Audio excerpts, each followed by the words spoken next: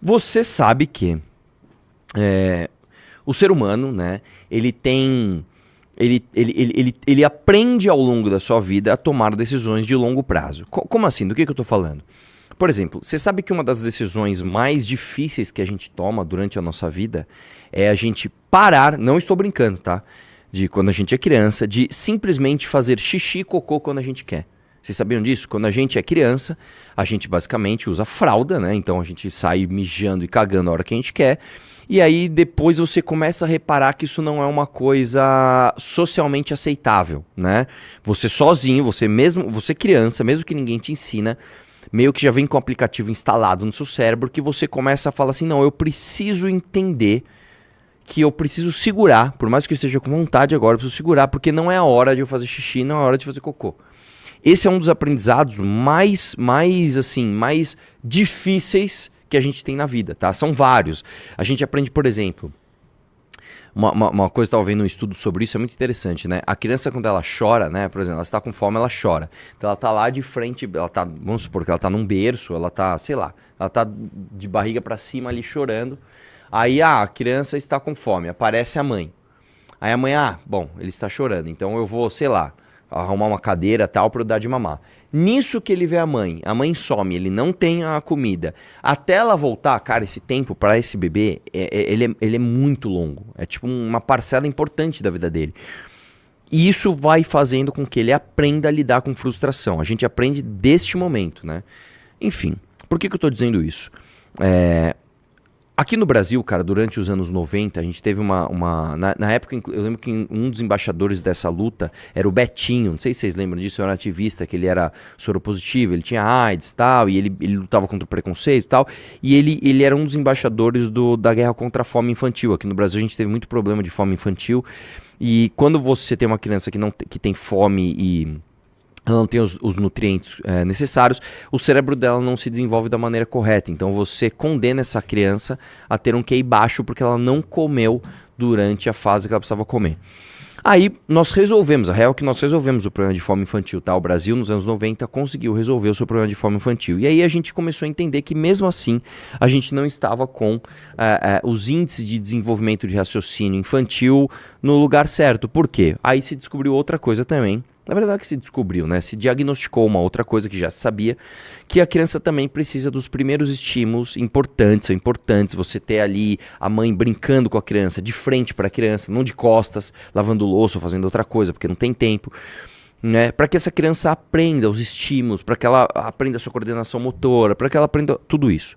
O fato é o seguinte, nós somos um país onde a gente não aprendeu, a gente não se desenvolveu a ponto de entender que decisões duras no curto prazo são necessárias para que a gente tenha melhores recompensas no longo prazo. A gente é uma sociedade onde você chega para um moleque, você dá para ele um cartão de crédito com um limite absurdo, com o maior juro do mundo, ele simplesmente toma a decisão de comprar uma coisa que não vai durar nada, ele compra uma entrada para uma balada, ele compra um champanhe numa balada, ele compra alguma coisa muito idiota e ele não entende que aquilo vai ferrar a vida dele durante muito tempo. Por que eu estou dizendo isso? Esse final de semana aconteceu uma coisa importante. Aconteceu a tomada de decisão da sociedade, através de seus representantes, para escolher o presidente da Câmara e escolher o presidente do Senado. E aí você tem um grupo de congressistas que eles têm de responder aos seus eleitores. Então vamos lá, eu sou o deputado Arthur, eu fui eleito por pessoas. Essas pessoas vão cobrar as minhas ações. Bom, eu tenho uma votação importante esse final de semana. Esse final de semana é para eu decidir quem é o presidente da Câmara, se eu sou deputado, ou se eu sou senador, quem é o presidente do Senado. O que eu deveria pensar? Bom, eu vou votar de acordo com a vontade dos meus eleitores, porque os meus eleitores vão me cobrar dessa votação ao longo do meu mandato.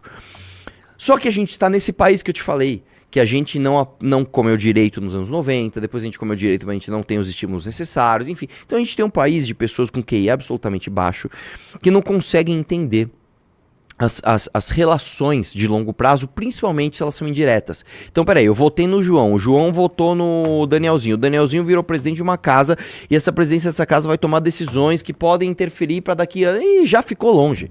A gente não consegue nem fazer essa conexão. Por que eu estou dizendo isso? Nós vivemos num país onde, neste final de semana, as duas forças políticas entendidas pelas pessoas como as mais opostas, se uniram para votar exatamente nos mesmos nomes para a presidência da Câmara Federal e para a presidência do Senado Federal. Você tem noção do que? É como se assim, velho. Vamos extrapolar isso daqui.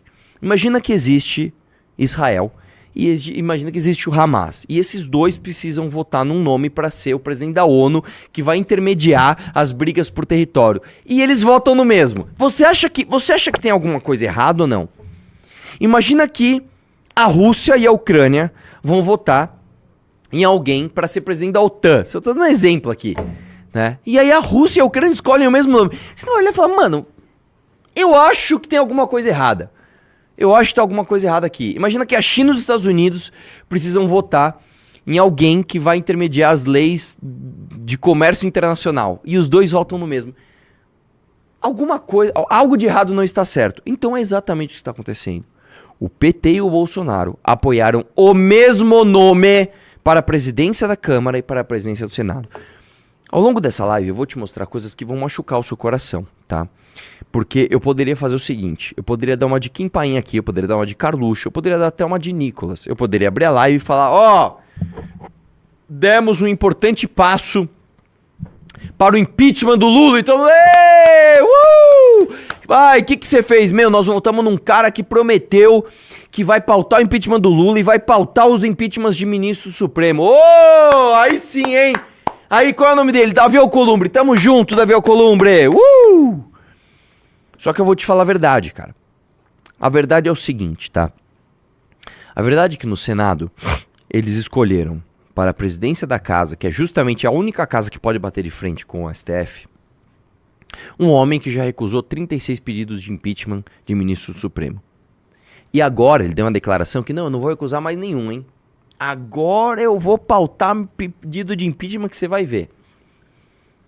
Aí eu pergunto pra você, sinceramente, você que tá assim, porra, o Nicolas foi lá e falou que tava certo, porra, o Bolsonaro falou que era isso aí, o Eduardo, o Flávio, todos eles estão com o Alcolumbre, por causa das comissões, por causa não sei o que lá. Assim, sinceramente, você que pode estar vendo esse corte em algum lugar, você acha, de verdade, vamos falar a verdade, qual é o ministro que é o alvo desses caras? É o Alexandre de Moraes. Não é o Barroso, não é o Alexandre de Moraes. Você acha, nós estamos em 2025, você acha que antes de 2027, que é a próxima legislatura, você acha que você vai ter o impeachment do Alexandre de Moraes? Vamos fechar o olho, sabe aquele negócio que fala, onde você vai estar daqui 5 anos, sabe? Não, fecha o olho, imagina comigo aqui, ó. Eu não quero saber onde você vai estar daqui 5 anos, vamos diminuir o tempo.